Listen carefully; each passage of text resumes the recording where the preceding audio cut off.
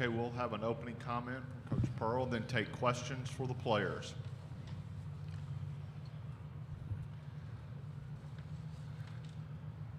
Kind of wish it was a 20-minute game instead of a 40-minute game.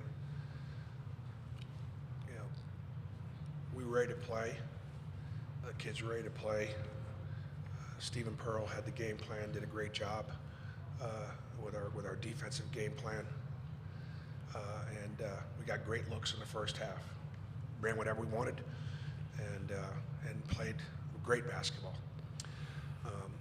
In the second half, I don't think our guys we were as prepared for how aggressive they would be. I'm sure that Kelvin jumped all over them at halftime and just lit them up. And they came out and they guarded us much harder, much better. And then we didn't respond to it. In other words, we probably anticipated that that's how they'd guard us in the first half and then deal with it. It actually worked to our disadvantage because that's how we expected them to play from the beginning.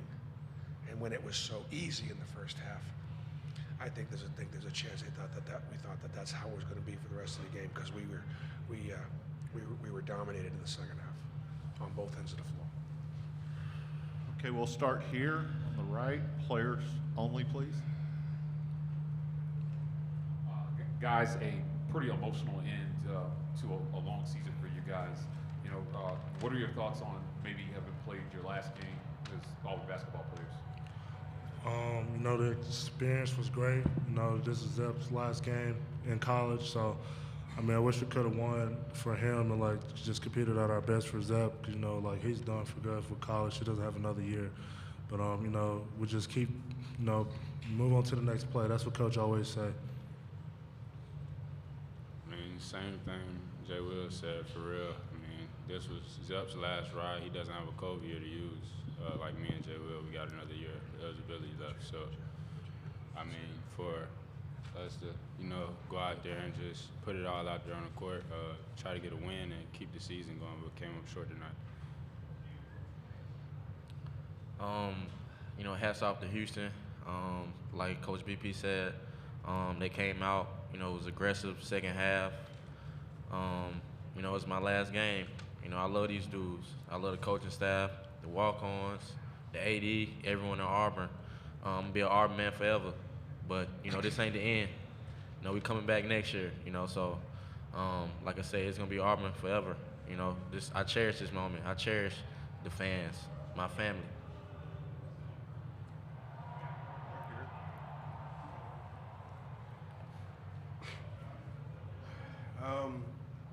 What were they able to do differently in the second half, particularly defensively? There was this long stretch and you guys just couldn't get a bucket or sometimes get a shot off.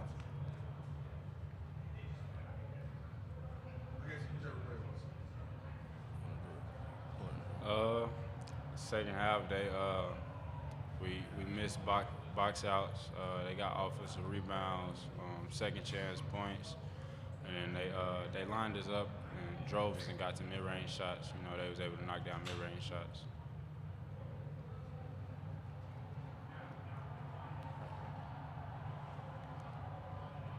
Kind of going off of this question, you two obviously have a COVID year. Have you guys given it any thought if you guys are going to use it or not?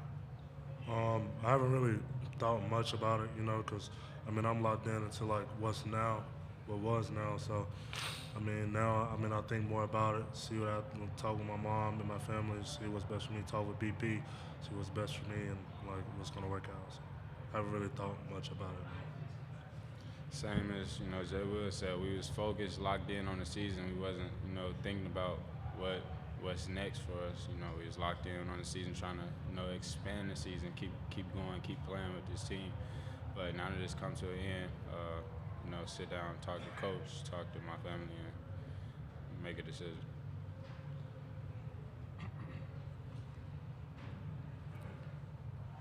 How tough is it, whichever players or I guess all you guys, like, how tough is it when the free throws aren't falling, and how do you kind of overcome them?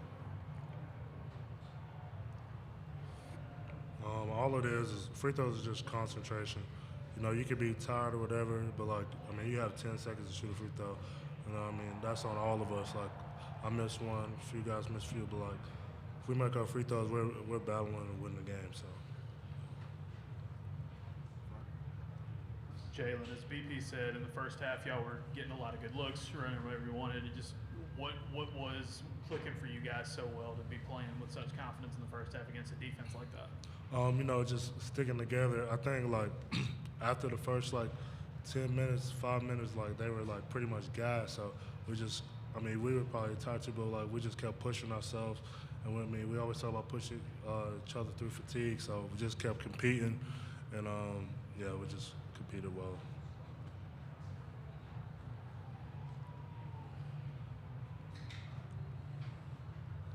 JoeGovernale.com, Zep. Congratulations on the career.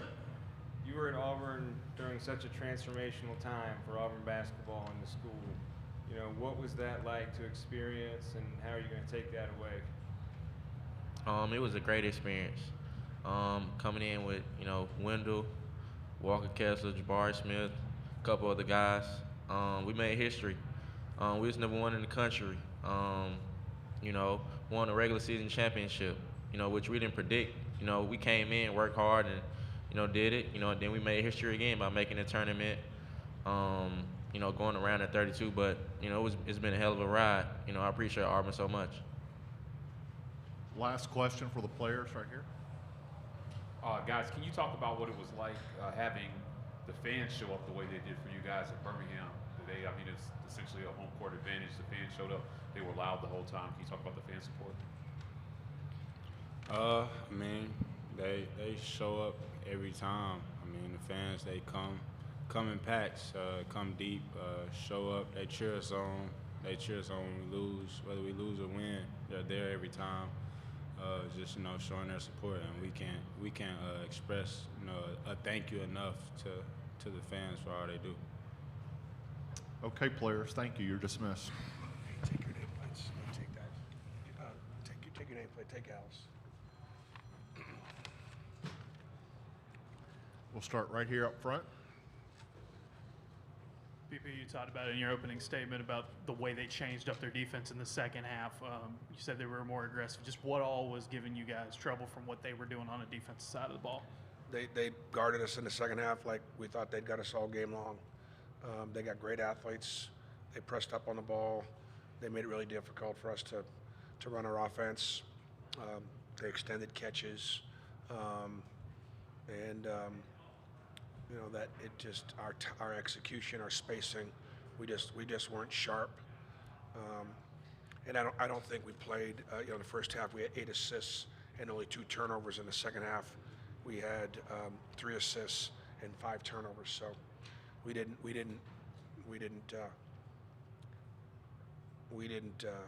execute, which is not typical. Typical in the second half with the offense in front of our bench, we typically have put up great offensive numbers. So give Houston, you know, credit for the way they guarded and their physicality. And We're going to Zoom and take a question from Dan Tortora.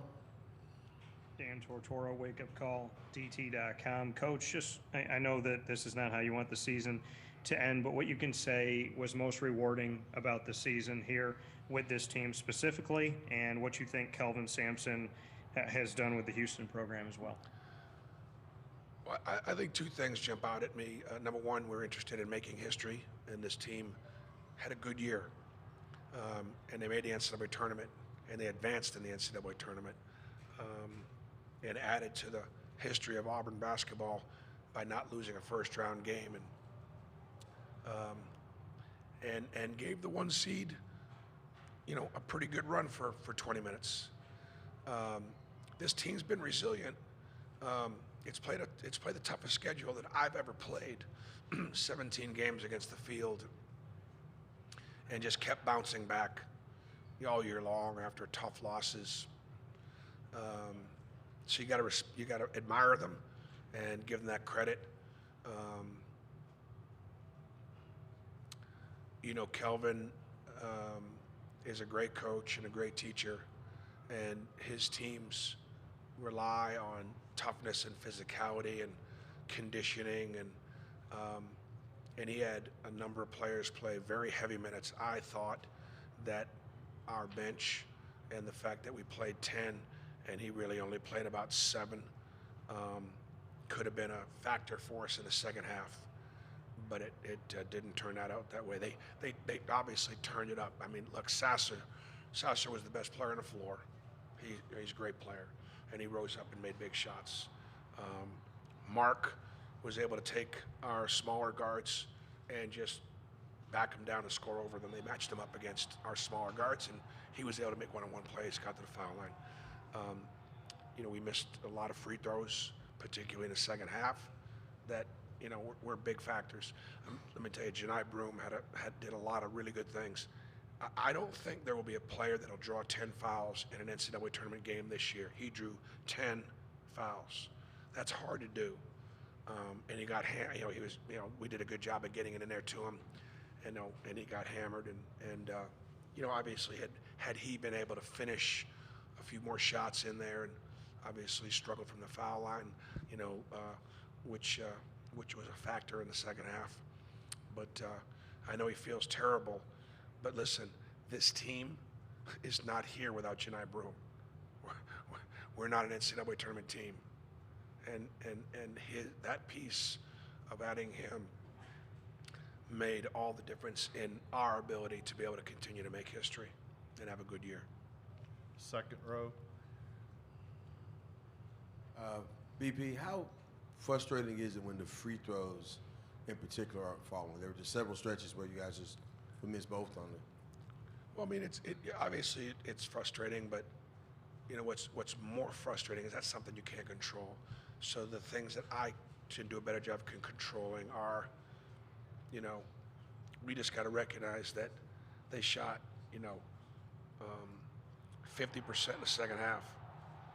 That they were 4 for 10 for 3, and they didn't miss a free throw. They were 18-18 from the foul line. So in the second half, they did everything they needed to do offensively, and we couldn't guard them. That's something we could have controlled. That's something we got to, so the guys could look at this or that, or look. They scored 50 points in the second half. And that's why they won. So. Coach Michael Gittens, War Report. You ultimately you noted the free throw disparity, but 4 of 20 from the field in the second half. From a coaching standpoint, what do you feel like you could have done maybe to prepare the team a little bit for the inevitable adjustments that Houston made defensively? I mean, we missed. I mean, I think we got pretty good look. I mean, I think we got some pretty good looks. It wasn't like there wasn't a lot of there wasn't a ton of panic. Maybe a few possessions in the last 5 or 6 minutes when we didn't run. Panic meaning we didn't run anything. Over dribbled. Like in the second half, we drove it downhill, and sometimes we got fouled, and sometimes they blocked our shot. And in the first half, we had much more purpose driving it, passing it. We didn't share the ball in the second half. Bruce, I wanted to ask you about Zep, with it being his last game, just the last couple seasons. What the impact he made on this program in his time here? Just what can you say about it? Well, he won a regular season championship. He was part of a team that was ranked #1 in the country. His team this year, played the toughest schedule and one of the toughest schedules in college basketball. They were ranked in the top 25 for I don't know how many weeks. The way Zep is as a person, the way he is as an Auburn, trying to be an Auburn man, I can hardly wait to begin to go to work and start to talk to our donor base and our alums. If Zep's played his last game and decides he wants to do something else, the Auburn family is going to line up to hire that kid. Line up to hire him because he's a winner. He's a hard worker. He's loyal, and he's everything. You know how you bring somebody into your organization, your team, your family. You make statements when you bring somebody in like Zep Jasper. Right here, far right. Carrie Osep, WBTM. Coach, I know at this moment it's difficult to reflect on what this team has meant to you as a person, but you talk about history, and I want to ask you, how has this team left an impact on you? I'm proud of them, but I also have a pretty high standard. And so I'm grateful, and I want them to feel really good about the fact that they had a good year. And, you know, we are grateful for our fan base. I'm grateful for the Auburn University and the way they support us and the way, you know, so many people on our staff and in the university and the athletic department have worked so hard to give us a chance to play, you know, this environment. You know, and I want to thank the NCAA and the committee for helping Birmingham have such a successful weekend by placing us here where our fans could watch us play. And obviously, our fans turned out. So I'm proud of this team. But if you know me, I'm on to the next play, and I'll be recruiting tonight. Bruce, congratulations on a successful season. I want to take you back to 2021. How did the decision of Scoot Henderson to choose to play in the G League reshape the SEC? How do you think it changed? That was pre-NIL. So is there a chance that with NIL, Scoot Henderson, you know, Scoot comes to Auburn? Possibly. But he had an opportunity to do something for himself and his family. And he was certainly physically mature enough. But, you know, you could just draw a list of guys that could have been on this team, from Jaylin Green to Sharif, Isaac Still, you know, Walker Jabari. You could have a lot of fun doing that. But they weren't. And this group managed to stay together. I'll tell you, a lot of teams with lesser character, I think because we had so many tough losses, could have fallen apart. This team didn't. But we're disappointed. We had the #1 seed in this region on their heels. And Houston did the things they needed to get back in the game, but we helped them.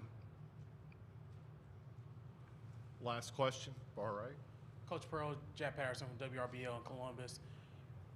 After, you know, such a tough loss to a bittersweet way to end the season, but what lessons do you take from a year like this as you move forward to the next season? Well, if it's not broke, don't fix it. What we do works. We'll recognize and honor these guys, you know, for their contribution. I'll be shifting gears now, helping, you know, the guys that are going to want to take a look at maybe where their draft status could be. We'll look at that.